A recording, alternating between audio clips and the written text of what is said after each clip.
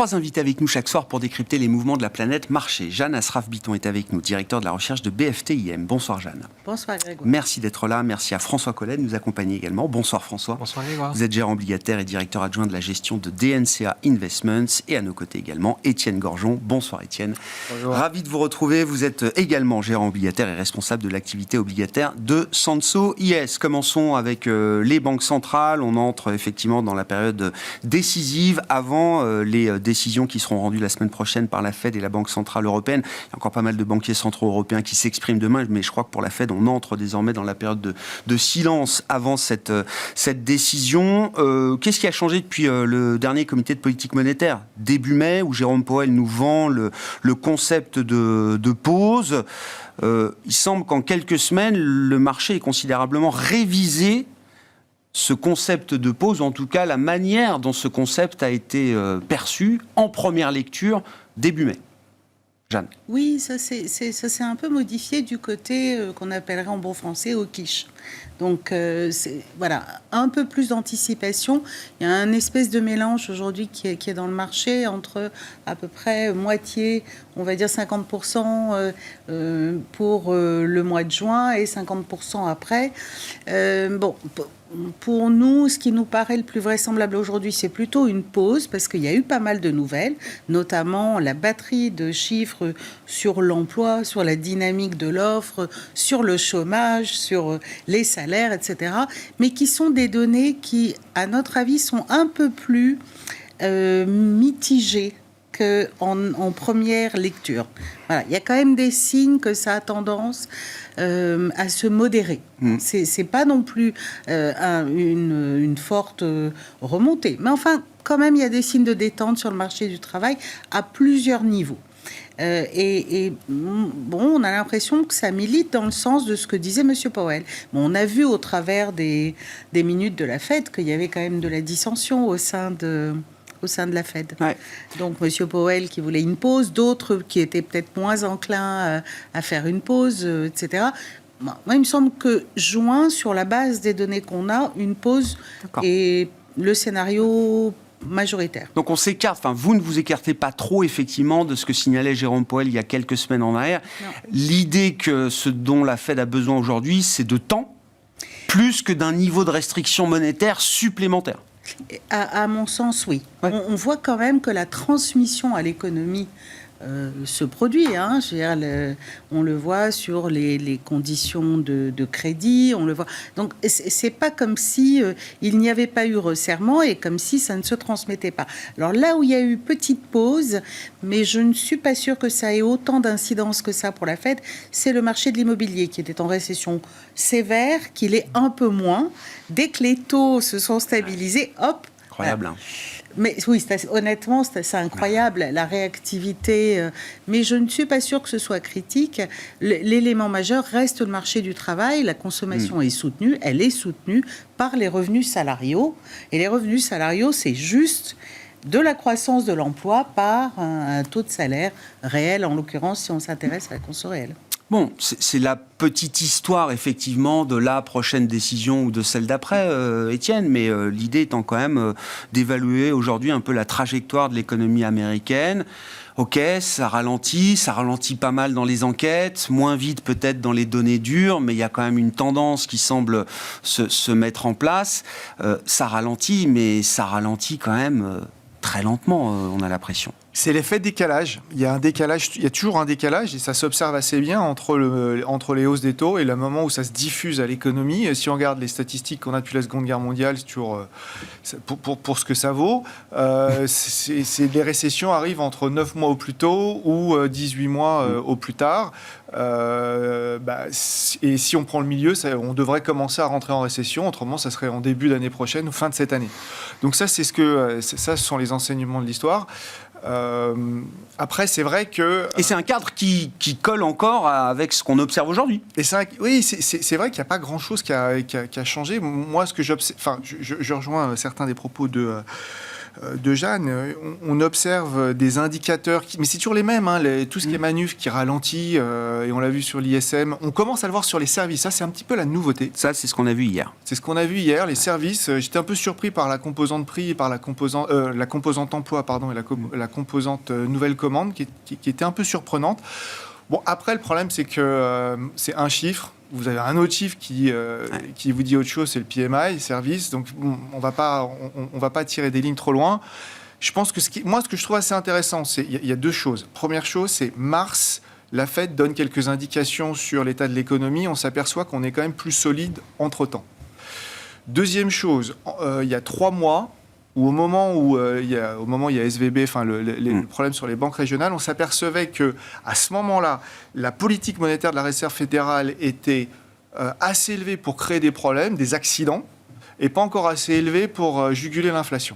Depuis, ce que je trouve assez intéressant, c'est ce qu'on voit dans les indices actions sur les taux, sur la vol, c'est qu'on est un peu dans ce que moi j'appellerais une désinflation immaculée. C'est-à-dire que là, on a l'inflation affichée qui baisse, l'inflation cœur qui se stabilise, et puis finalement une économie qui ne flanche pas, qui résiste. Et donc, tout va bien. C'est ça qui est aussi intéressant. On est passé en 3 mois d'un environnement qui était plutôt anxiogène à un environnement où, j'ose pas sortir le mot, mais presque Goldilocks. Voilà. Le stress financier, effectivement, on en a beaucoup parlé. Ça a été sans doute un argument sous-jacent fort pour le dernier meeting de la Fed avec l'idée de cette pause. Cet argument, il est toujours valable parce que c'est vrai que dans l'actualité quotidienne, c'est un sujet qu'on traite un peu moins. C'est-à-dire que, loin de moi l'idée de dire que les défaillances des banques régionales sont définitivement terminées. Il y aura peut-être d'autres événements, mais c'est vrai que ça ne fait plus du tout la une de l'actualité comme ça le faisait il y a encore quelques semaines en arrière. Non, par contre, ça fait réfléchir pas mal de stratégistes. Alors, première chose, et ça c'est plutôt notre conviction chez Sanso, c'est qu'entre politique monétaire et risque systémique, je pense toujours que le risque systémique, la Fed fera ce qu'il faut pour l'éviter. Ouais. Et d'ailleurs, c'est un peu ce qu'on a vu, et c'est là où on peut trouver des choses un peu intéressantes. Donc là, je vais tirer un peu le trait à l'extrême, ou l'élastique à l'extrême. C'est dans les scénarios les plus boules, c'est-à-dire qu'on évite la récession, il y a SVB égale LTCM, point d'interrogation. C'est-à-dire, est-ce qu'on n'est pas parti parce qu'il y a eu des injections de liquidités ? On pensait qu'on était tous en quantitative tightening. On s'est aperçu depuis le début de l'année qu'on était en quantitative easing. Alors, il n'y a pas que la Réserve fédérale, il y a eu aussi la BCE qui a rajouté des liquidités, surtout la Banque du Japon. Mais si on regarde les 5 principales ou les 6 plus grosses banques centrales qui, elles, font le jeu des marchés, on était, contrairement à une idée reçue, pas en quantitative tightening, en quantitative easing, ce qui peut expliquer en partie la bonne humeur. La liquidité banque centrale et ça fait continue d'augmenter. Et alors là, on est arrivé à un point d'inflexion. Et j'y reviendrai. Mais le point SVB égale LTCM, c'est que en novembre de mémoire 98, la Réserve fédérale baisse en 3 séances, je crois, les taux. Ouais. Et là, d'un seul coup, le marché récupère de l'air et c'était reparti pour un an. Ça s'est mal fini après, mais c'est reparti pour un an. Et c'est long, un an. Pour bien sûr. Marché. Ouais. Et donc, on se dit, avec les 300-400 milliards d'injections de liquidités liées au problème, est-ce qu'on n'est pas un peu dans cette configuration ? Moi, j'y crois pas. Je pense qu'on est dans un scénario très traditionnel de décalage. On ne peut pas totalement l'ignorer. François, votre évaluation, effectivement, alors de la situation de l'économie américaine, de ce qui va former la prochaine décision de la Fed et la trajectoire un peu future de la politique monétaire américaine. Est-ce que le voyage vers cette destination qu'on appelle récession / soft landing, c'est un voyage qui prend toujours plus de temps ? Est-ce que c'est un schéma encore valable aujourd'hui ? C'est vrai que les marchés financiers sont des animaux rapides, alors que l'économie est un animal beaucoup plus lent. Et tout le monde attend cette récession depuis un certain temps, et puis on se rend compte que ça va mettre beaucoup plus de temps que ce qu'on pouvait imaginer. Je pense que l'événement, la raison principale pour laquelle aujourd'hui on se repose la question de savoir si la semaine prochaine la Fed pourra monter ses taux alors qu'on ne se la posait pas il y a encore quelques semaines, c'est vraiment cette baisse du stress bancaire. Ouais. La hausse qu'on a pu voir la semaine dernière des dépôts aux États-Unis pour la première fois depuis quelques temps déjà est quand même de nature à rassurer assez significativement la Fed sur ce possible risque systémique et sur cette probabilité finalement de récession qui pourrait arriver plus rapidement que ce qu'on imaginait il y a encore quelques mois. Donc ce qui fait que le marché repousse un petit peu plus loin cette récession, et puis pourquoi pas finalement avoir un soft landing. Ça paraît tout à fait à l'ordre du jour, dans le sens où ce qui va compter, et Jeanne le disait tout à l'heure, c'est pour la demande à court terme, c'est les revenus réels, les salaires versus l'inflation. L'inflation est en train de diminuer assez significativement. On va rapidement se retrouver aux alentours de 3% cet été aux États-Unis. Zone qu'on devrait continuer de voir au cours des 6 à 12 mois qui suivent. On a des salaires qui sont en progression entre 4 et 4,5%, ce qui veut dire que pour la première fois depuis quelques temps, les salaires réels vont repasser en territoire positif, avec des créations d'emplois qui sont importantes, une offre de travail qui revient, en partie grâce à l'immigration. On se retrouve finalement avec, ce scénario de Goldilocks paraît finalement pas si illusoire que ça.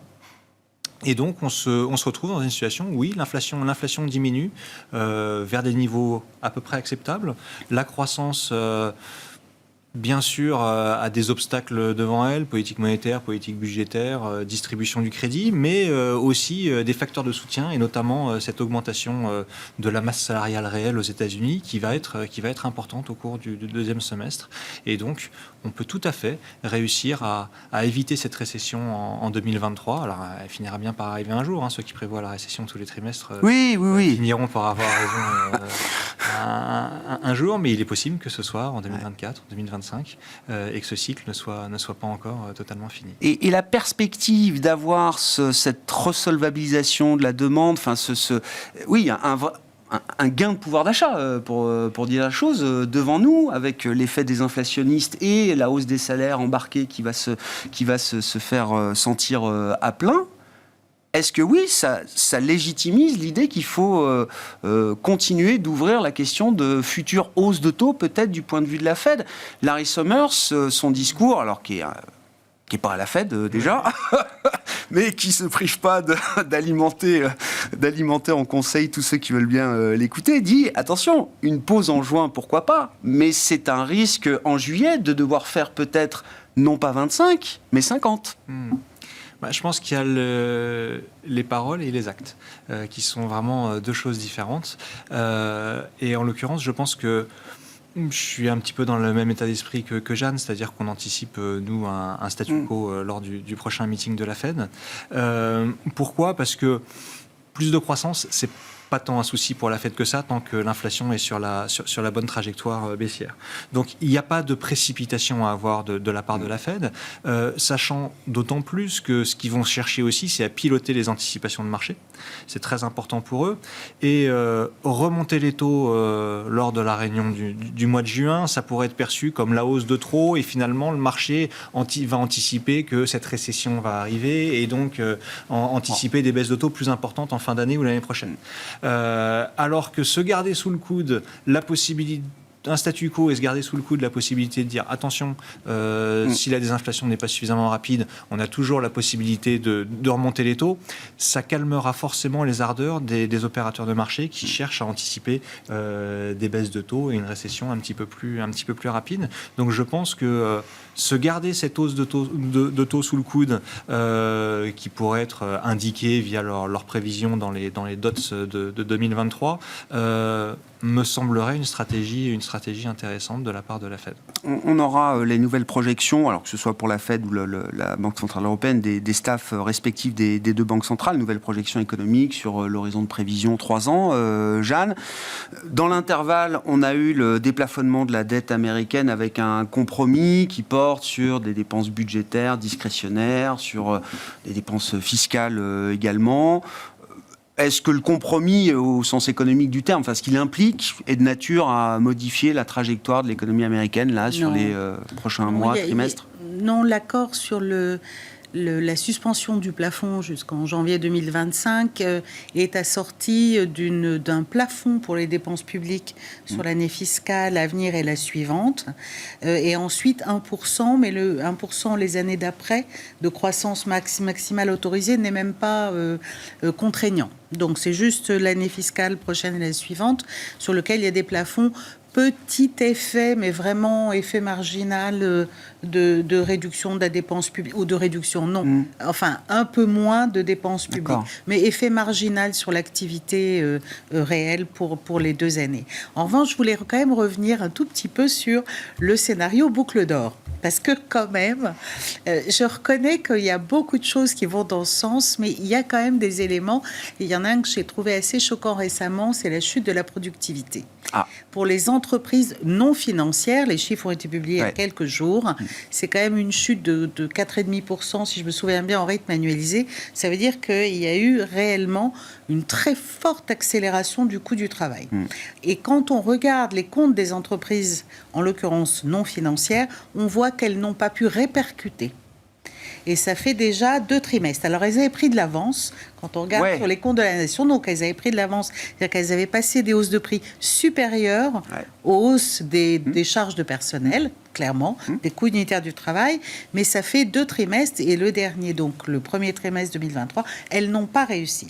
Alors, elles ont un matelas, certes, mais on se dit qu'il y a un moment où ça va être un peu compliqué et que du coup, c'est peut-être par là que va venir l'amorce de ralentissement. C'est par le fait que les entreprises vont trouver que le coût unitaire du travail est trop important et comme à chaque fois, elles cessent d'embaucher. Alors, c'est très caricatural ce que je dis, mais enfin que l'offre d'emploi se ralentit et que du coup, l'ajustement sur le marché du travail est plus rapide. Et dans un marché du travail où, j'allais dire, le rapport de force est inversé et peut-être de manière durable, est-ce que c'est le type de réaction qu'on peut encore attendre quand même de corporate américains ? Oui, ça reste valable. On voit déjà, on voit le ralentissement des embauches.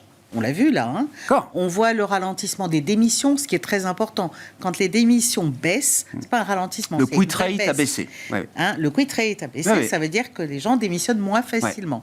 Le taux d'embauche a baissé.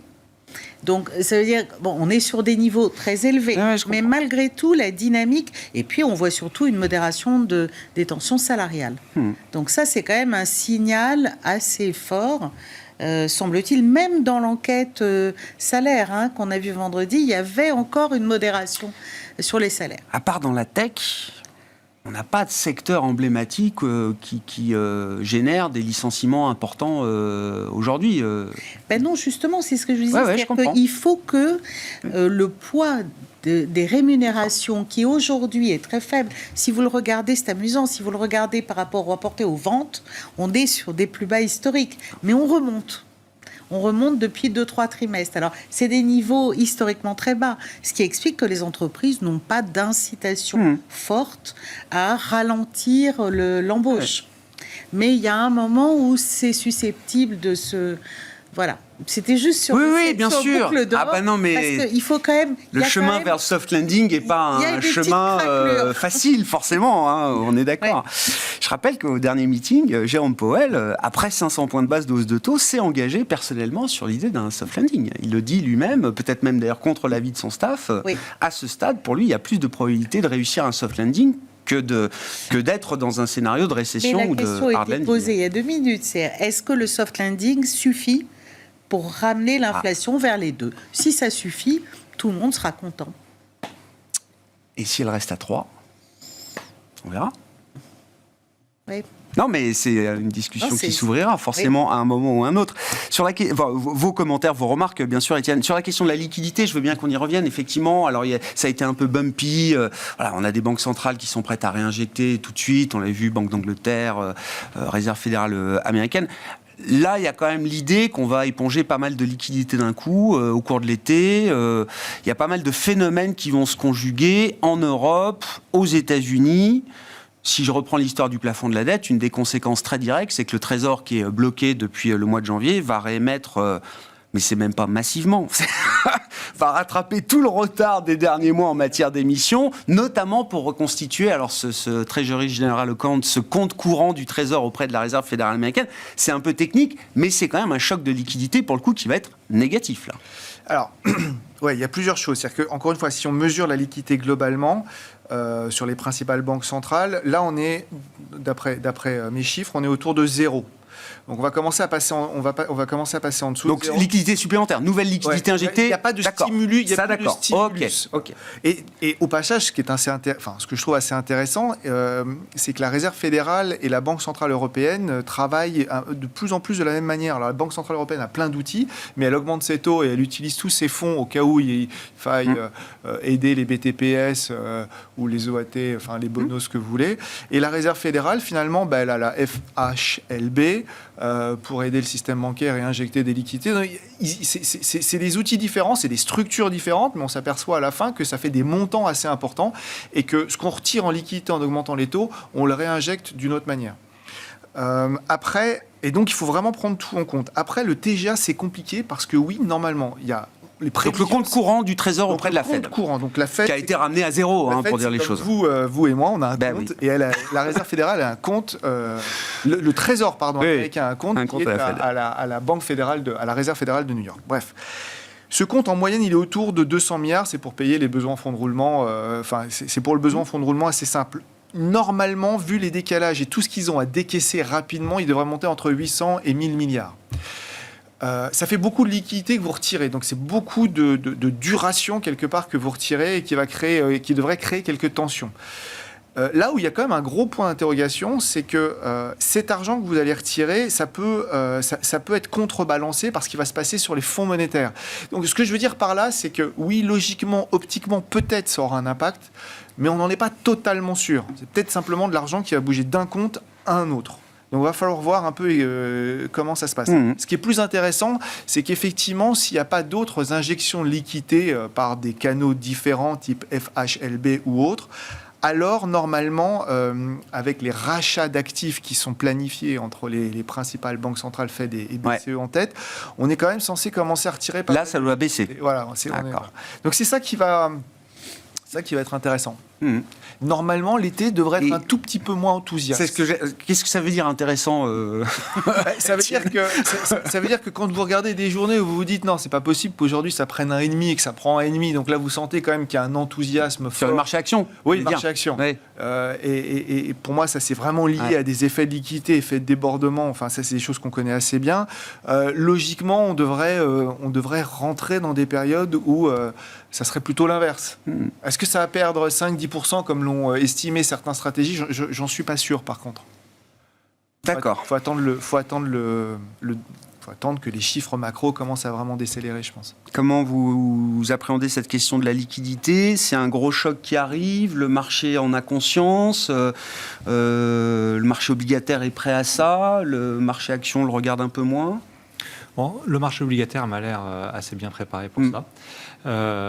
Si on regarde cette histoire de TGA aux États-Unis, il faut quand même voir plutôt le bon côté des choses. L'autre possibilité, c'est qu'il n'y ait pas d'accord sur le debt ceiling. Effectivement, il n'y aurait pas eu de retrait de liquidité de la part du Trésor américain, mais je pense que ça aurait quand même été moins bien vécu. Non, je pense que le marché est bien préparé à ça. Sur le marché obligataire, néanmoins, moi, ce qui me choque, c'est effectivement cette divergence entre la volatilité qu'on va pouvoir avoir sur le marché obligataire et la volatilité sur le marché action. Et oui, là-dessus, effectivement, il faut s'attendre sans doute à un petit peu plus de stress, alors qu'ils viennent de moindre liquidité, qui viennent de chiffres qui soient plus faibles. Le stress, on ne sait jamais d'où il vient. Mais c'est sûr que sur ces niveaux de marché, sur ces niveaux de volatilité action, il y a vraiment des signaux divergents qui nous incitent un peu plus à la prudence chez DNCA. En matière d'allocation, le risque devient assez asymétrique là. Comme vous dites, avec les niveaux de marché, notamment le S&P, là, ça y est, plus de 4200 points, tout le monde a bien regardé ce niveau-là. On sort peut-être du bear market américain et un VIX, je ne sais pas si c'est un indicateur pertinent encore aujourd'hui, mais un VIX qui n'arrête pas de baisser. On arrive dans une zone de complaisance aujourd'hui de ce point de vue-là? Il semblerait, oui, effectivement, avec, on pourra en parler un petit peu plus en détail de la dispersion qu'il peut y avoir au sein des indices, mais qui nous fait penser, nous, que sur des gestions passives, donc sur de la gestion indicielle classique, on a un tel poids qui a été pris par peu de valeurs qu'on se retrouve avec des risques de concentration qui sont importants, et sans doute que la volatilité, le VIX qui est finalement censé représenter le risque que l'on prend sur ces gestions indicielles, nous semble sous-estimé aujourd'hui, eu égard à la concentration très importante que l'on a sur ces indices actions. Allons-y quand même sur cette question de la concentration, de la performance, effectivement, au sein des indices. C'est une poignée de valeurs ici et là qui fait la performance dans sa quasi-totalité sur le marché américain. C'est forcément vu comme un signe de fragilité. Certains me disent, c'est aussi le signe que le rallye, il y a de la place pour que la participation au rallye s'élargisse considérablement. Oui, alors moi, à chaque fois qu'on a vu ce type de configuration, c'est plutôt des configurations de fin de qui mouvement. arrivent en fin de cycle. Et donc, il y a plus de chances de voir un dégonflement de certaines capitalisations qui ont énormément profité des 6 derniers mois que finalement une vague qui suit sur les small et mid cap par exemple qui sont excessivement en retard. Donc dans les deux cas, j'aurais tendance à dire la conclusion pour moi est la même. C'est on a sans doute plus de potentiel et moins de risques sur les small et sur les mid que sur les large cap de la tech américaine. Je comprends. Ouais. Sur la situation de marché, Jeanne, effectivement, comment vous regardez ce phénomène de concentration et en même temps d'écart? C'est-à-dire qu'il y a le S&P, le Nasdaq, et puis face à ça, il y a le marché chinois, l'indice de Hong Kong, qui sont très très divergents. Il y a les large cap, les small cap. Je le regarde un peu de la même façon, c'est-à-dire qu'on trouve pour nous que cette concentration, je regardais les 9 premières capis, c'est 30% du S&P, 9 titres.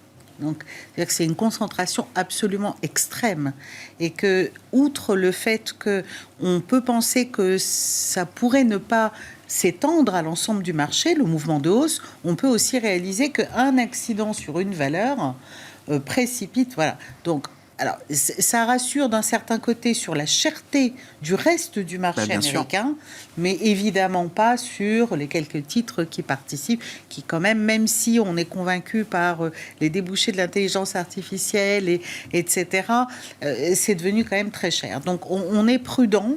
Effectivement, on n'a pas énormément de préférences géographiques. On garde un biais pour la Chine parce que, certes, l'activité est décevante. On ne peut pas dire autre chose suite à la réouverture, mais pour nous, il y a quand même en fond, et peut-être ça prendra quelques mois, donc peut-être être un peu plus patient, mais il y a la réforme des SOE qui est en cours. C'est quoi La réforme des sociétés affiliées à l'État. Qui sont state-owned. Oui, détenues par l'État, d'accord. Mais c'est quoi la réforme ? La réforme, c'est une réforme qui vise à booster le return on equity. D'accord. C'est une réforme vraiment pour doper la performance des titres. D'accord. Or, les titres se représentent à peu près, je crois, 30-35% du MSCI Chine. Donc, c'est un vrai... c'est une démarche. Alors, ça ne prend pas, pas immédiat. Ouais, je comprends. Voilà, faut être clair. C'est structurel. C'est des choses structurelles, mais qui ne sont pas, à notre avis, inintéressantes. Donc, c'est un marché qui est un peu délaissé aujourd'hui. Je pense qu'il y a une possibilité pour que ça revienne. Après, le Japon, on est un peu embêté parce qu'il y a beaucoup derrière de la dévaluation, de la dépréciation du yen, et qu'il y a un moment où la Banque du Japon, il faudra peut-être qu'elle bouge. Mais voilà, donc une situation sur laquelle, dans l'equity, on est plutôt prudent, on va dire. En revanche, sur, entre autres, les obligations américaines, on est acheteur de maturité, quoi. Oui, je comprends. Bon, on y reviendra, mais sur la Chine spécifique, qu'est-ce qu'on a raté ? Pourquoi on est déçu ? On est déçu parce que le rythme d'activité n'est pas au rendez-vous de ce qu'on escomptait en termes de réouverture. Donc, on pensait que la réouverture se ferait un peu comme elle s'est faite en Occident, aux États-Unis, c'est-à-dire que tout d'un coup, c'est un boom, etc. C'est pas un boom. D'avoir plaqué le schéma occidental sur un consommateur chinois, on s'aperçoit que c'était pas une bonne chose. Ça, c'était l'erreur. En même temps, le bon côté, c'est que pour l'instant, ils ont absolument pas d'inflation du tout. Donc, C'est même stupéfiant. Hein. Oui, je reconnais que c'est à zéro, je crois, si je me souviens bien, la hausse de l'inflation à zéro. Donc oui, mais c'est le bon côté. C'est-à-dire qu'on le bon côté, j'en sais rien, oui. Si, parce que ça veut dire que si les autorités veulent un peu faire de relance, elles peuvent. Oui, je sais pas, sur la Chine, c'est... Ce que je trouvais c'est intéressant, on parlait des chiffres de l'emploi qui étaient forts, les créations d'emplois, sauf sur la partie manuf, ils étaient négatifs. Si vous regardez l'activité manufacturière aux États-Unis et en Europe, elle est pas super. Non. Je pense que la Chine prend en boomerang, puisque c'est le premier fabricant du monde, prend en boomerang la faiblesse de notre industrie, finalement, des deux côtés de l'Atlantique. Ça, c'est la première chose. La deuxième chose, c'est que pour moi, la Chine, c'est à la fois très compliqué et assez simple. C'est que c'est une économie de levier. Enfin, moi, j'ai passé un petit peu de temps là-bas. Une entreprise, moi, je leur disais, mais pourquoi vous avez 6 ou 7 de levier ? La réponse était tout le temps la même. C'est peu importe le business, au passage, c'était parce qu'on a 6 ou 7 de croissance, donc on peut y aller. Et le problème, c'est qu'il y a de la dette de partout. La réforme des entreprises à laquelle faisait référence Yann, c'est aussi un problème de la dette. Ils ont de la dette de partout et ils ont un problème pour assurer. Enfin, ils ont un problème de soutenabilité. Commence à avoir un problème de soutenabilité de la dette dans un environnement de croissance moins élevé.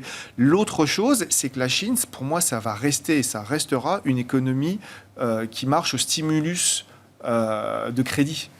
Et donc, tant que le gouvernement chinois ne décide pas d'en remettre, et pour l'instant, il n'y a pas vraiment... Enfin, parfois, on sent le marché qui va prendre 1,5%, 2,5%, parce qu'il y a une nouvelle quelque part qui dit qu'ils vont vraiment y aller. Mais pour l'instant, ils n'y vont pas. Je pense qu'ils n'y vont pas parce que ça ne servirait pas à grand-chose. C'est-à-dire qu'ils ne peuvent pas stimuler l'économie européenne, enfin la partie manufacturière de l'économie européenne ou américaine. Ça, c'est la première chose. La deuxième chose, c'est que la dernière fois qu'ils l'ont fait, ils ont fait exploser une bulle immobilière et qu'ils ont envie de gérer ça de manière différente.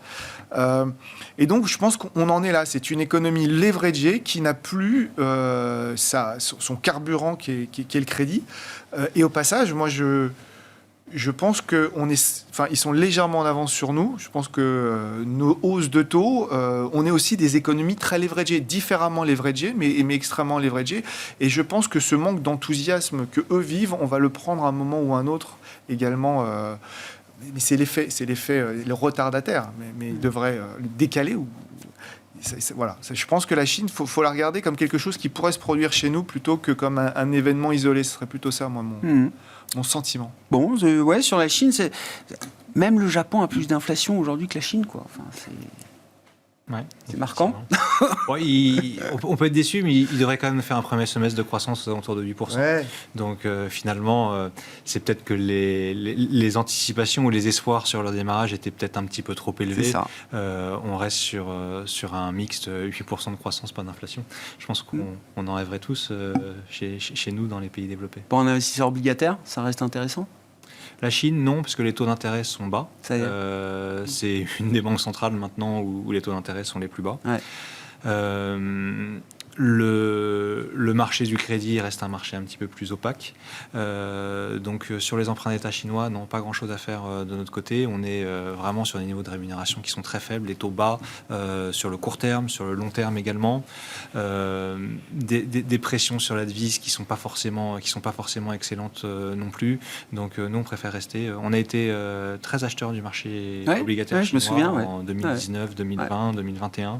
On en est sorti depuis en 2022 et a priori, on a quand même des niveaux de rémunération plus attractifs chez nous. 8% de croissance, 2% de taux d'intérêt. Il y a quelque chose qui nous embête aujourd'hui sur ce mixte et sur ce qu'offrent les rendements obligataires chinois.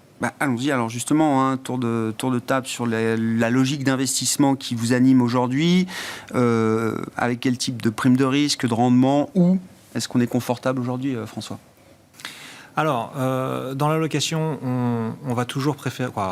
On a structurellement une allocation longue sur les actions. On a cette idée en tête que les taux d'intérêt réels vont rester faibles sur la durée. L'inflation restera sans doute un problème de long terme et qu'on a besoin d'acheter des actifs réels pour se protéger de l'inflation. Là-dedans, on va préférer effectivement les small et les mid-cap qui ont du potentiel de rattrapage et sans doute un aspect peut-être pas cycliques, mais défensifs de par leur niveau de valorisation. Sur la partie obligataire, on n'achète pas les durations longues. Pourquoi ? Parce qu'on est sur des niveaux de rémunération qui sont très largement inférieurs aux monétaires maintenant. Aujourd'hui, si on parle d'un investisseur américain, il a le choix entre investir sur des papiers à 3 mois ou à 6 mois aux alentours de 5,5% ou des papiers à 10 ans à 3,60%.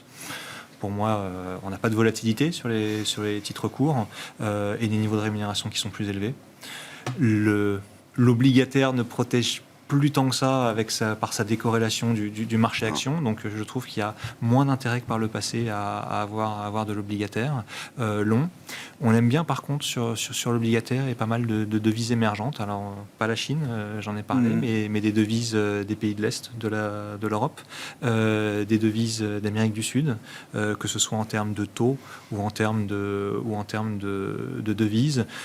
Corée du Sud aussi devrait baisser ses taux. Là, il y a des points d'entrée parce que c'est des devises qui ont beaucoup souffert quand même contre dollar. C'est des devises qui ont beaucoup souffert contre dollar, pas forcément contre euro, mais c'est des devises qui ont des niveaux de rémunération exceptionnels. Forêt hongrois, c'est 15% de rémunération. Le réal brésilien, quasiment 14% de rémunération. Donc il faudrait que la devise se déprécie de 15% pour qu'on commence à perdre de l'argent. Donc on a un matelas de protection qui est assez confortable, devant nous. Et sur certains marchés, comme la Corée, comme le Brésil, il y a de la place pour que les banques centrales baissent leurs taux. Donc là, on a de la place pour aller chercher un petit peu de titres obligataires long terme.